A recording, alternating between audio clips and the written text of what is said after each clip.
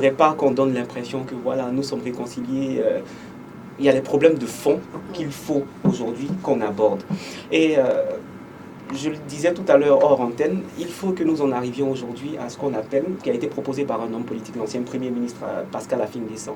J'abonde dans le même sens que lui, il faut que la Côte d'Ivoire, nous en arrivions aux États généraux de la République. Ce n'est pas des assises qui vont se faire pour partager des postes. L'expression en Côte d'Ivoire est récurrente, les gens parlent de mangement, non. Ce n'est pas ça qui est le plus important.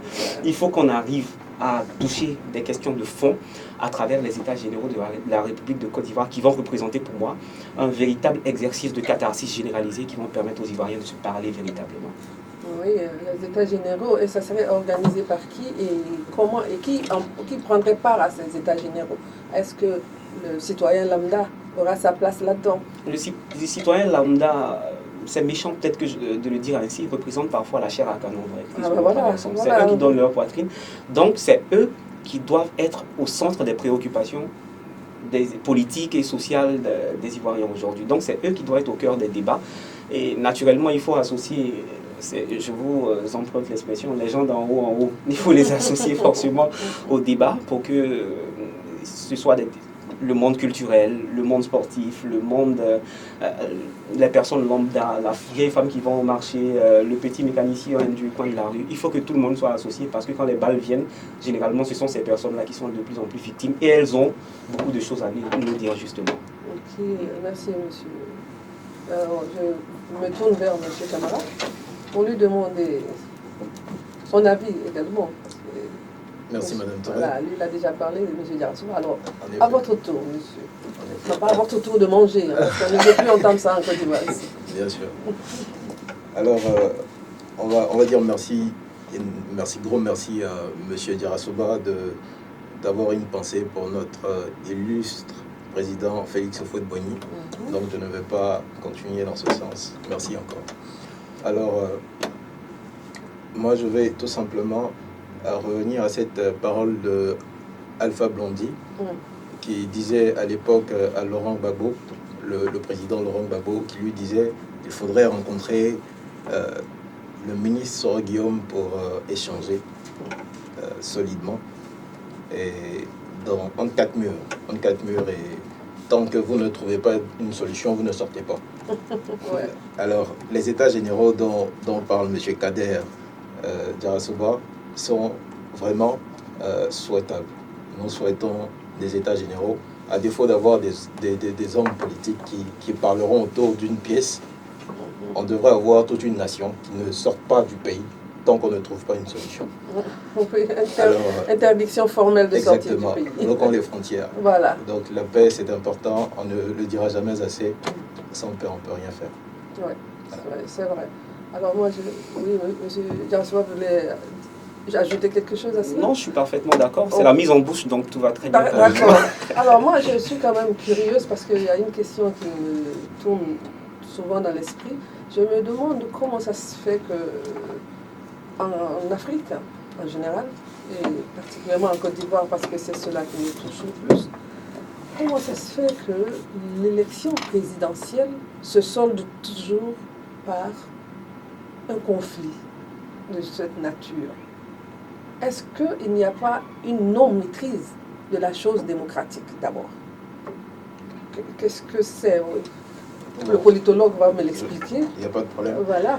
Alors, nous sommes de très jeunes démocraties. Ben oui.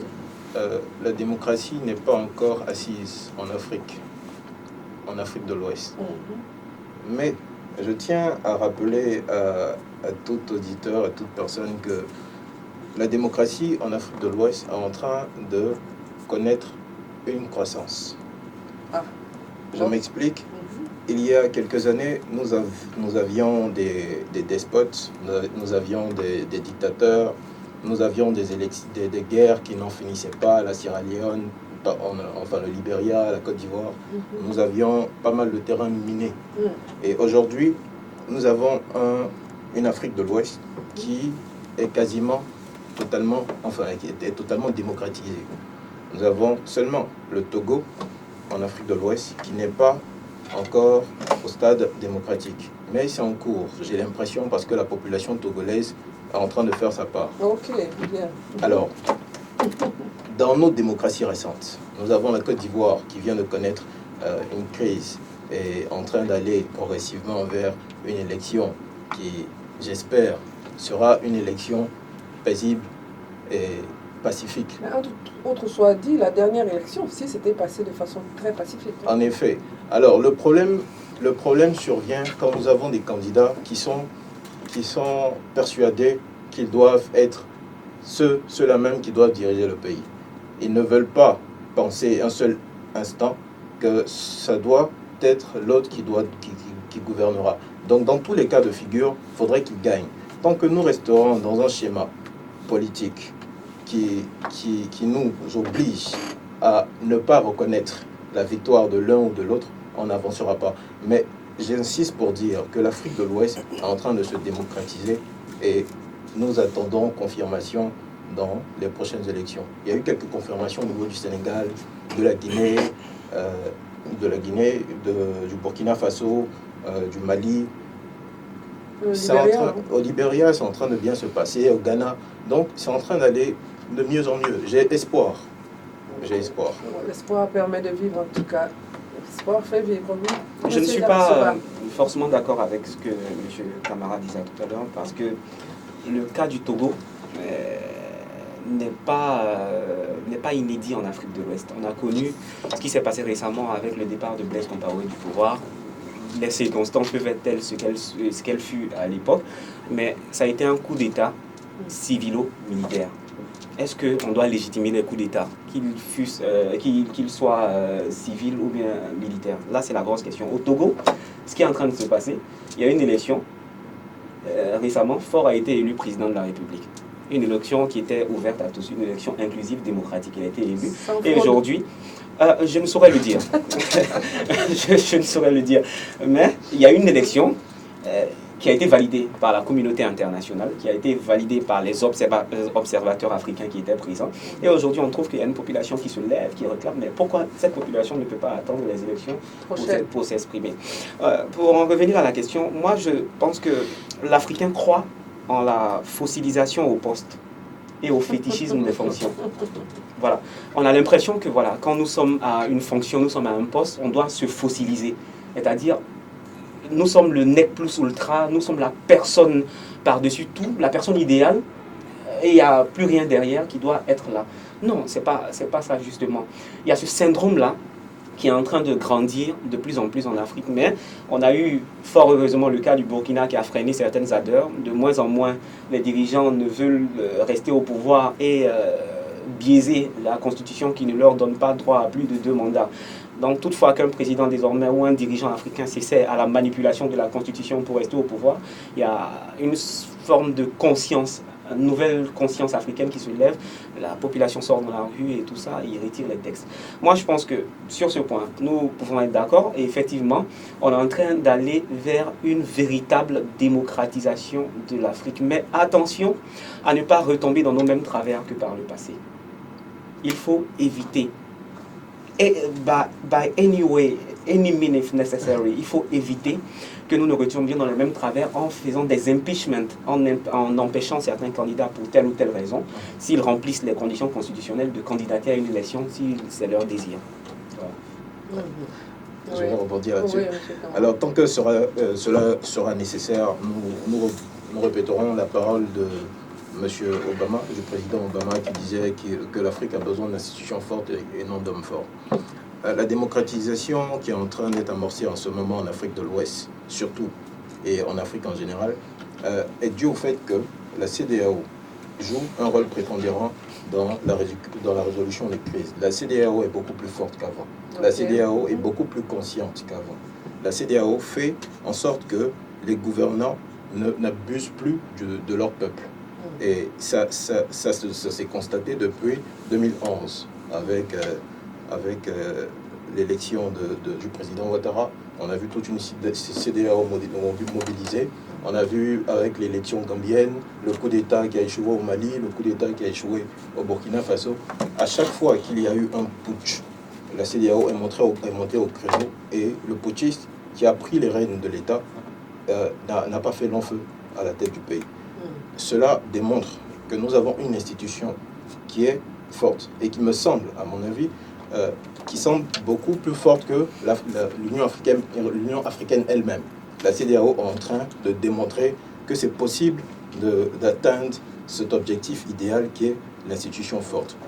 Donc, allons construisons des institutions fortes dans nos États et à l'extérieur de nos États et partout en Afrique, et nous allons dépasser ces questions où nous parlerons de développement. Quelles sont nos institutions que vous voudriez voir plus fortes, par exemple?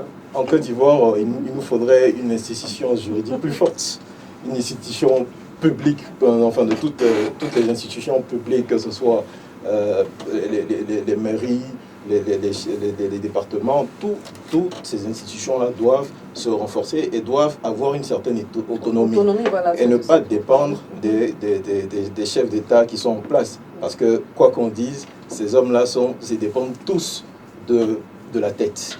Et c'est ça le problème. Quand tu ne peux décider, tu ne peux gouverner. Voilà. Ouais. Donc tout le monde attend que le chef de l'État décide. Malheureusement. Aucune décentralisation, aucune déconcentration, et c'est ça le problème. Ouais. Voilà. Alors, monsieur Diarra-Souba? Moi, je suis d'accord avec mon cher frère. Il faut étoffer nos institutions de telle sorte que voilà, elles ne soient pas incarnées que par des personnages ou une personnalité. Il faut que l'institution en elle-même puisse survivre, puisse subsister au départ d'une personnalité qui la dirigeait, par exemple. Et aujourd'hui, il faut... ça, de plus en plus, on commence à le voir, c'est un fait qui est assez inédit. L'Assemblée nationale doit être de plus en plus étoffée en Côte d'Ivoire. Elle a déjà un rôle d'action, de contrôle de l'action gouvernementale. Mais aujourd'hui, moi, j'estime que les ministres doivent être contraints, sinon connaître une coercition au cas où ils refuseraient de venir s'expliquer sur des problèmes de société que nous vivons. Moi, je pense que le ministre de l'Intérieur de la Côte d'Ivoire doit venir s'expliquer devant l'Assemblée nationale sur la recrudescence du phénomène des microbes. Certains diront les enfants en conflit avec la loi, ça dépend si on vous a tailladé ou pas. Mais pour adopter une terminologie. Mais moi, je pense que le ministre de l'Intérieur doit venir s'asseoir pour s'expliquer sur ce genre de questions qui sont des problèmes que nous vivons au quotidien.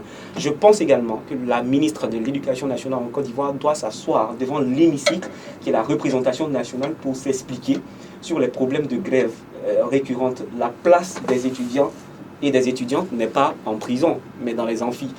Il y a toutes ces questions-là qu'on doit débattre. Et là, on doit véritablement donner du coffre à l'Assemblée nationale de Côte d'Ivoire, les moyens, et je le disais tout à l'heure au risque de me répéter, des moyens de coercition au cas où les ministres refuseraient de venir s'expliquer devant la représentation nationale.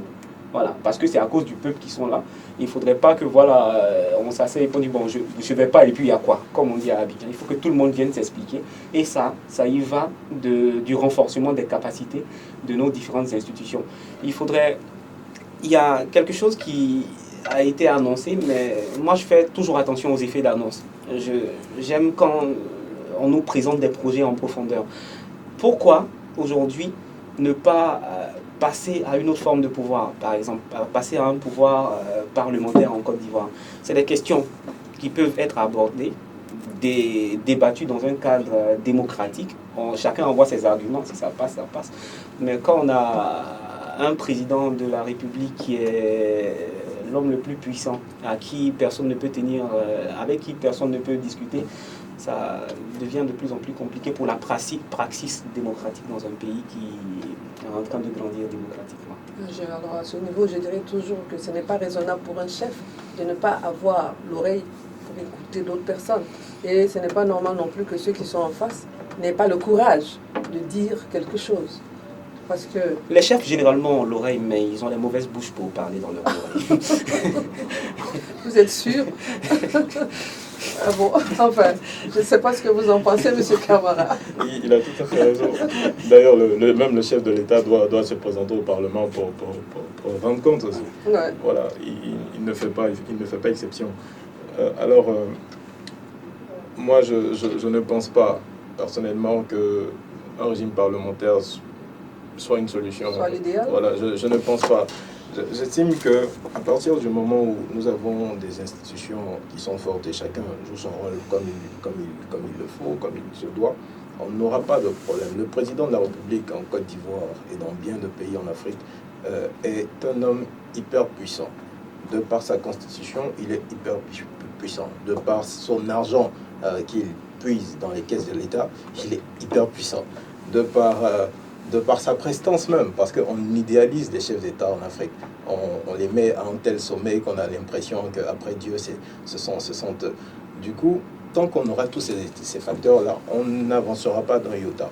Il faudrait tout d'abord que les hommes politiques, que ce soit les députés, les maires, les acteurs politiques de tous bords, apprennent à se décomplexer et apprennent à ne pas dépendre des chefs d'État. Quand tu as droit de vie ou droit de regard, enfin, tu as droit de... Tu n'existes pas tant que tu n'as pas un chef d'État qui te donne le souffle. Tu ne peux pas travailler pour ton peuple. Ce n'est pas possible. Ouais. On se plaint de temps en temps de quelques remaniements à titre personnel, etc. Il y a des gens qui s'en plaignent, ou de quelques destitutions au niveau des institutions, et il y a des gens qui s'en plaignent. On dit que ce sont des règlements de compte, etc. Mais quand tu dois ton poste à un individu et non à ton mérite, qu'est-ce que tu attends? Tu es nommé par la politique, tu seras destitué par la politique. Voilà. J'aurais bien aimé qu'il développe davantage. Je vois où Kader veut en venir. Non. Oh, il veut rentrer dans le vif du sujet. Non, pas du tout. Non, mais plus sérieusement, nous avons eu ici en Côte d'Ivoire récemment des destitutions, et des destitutions au niveau de la LONASI.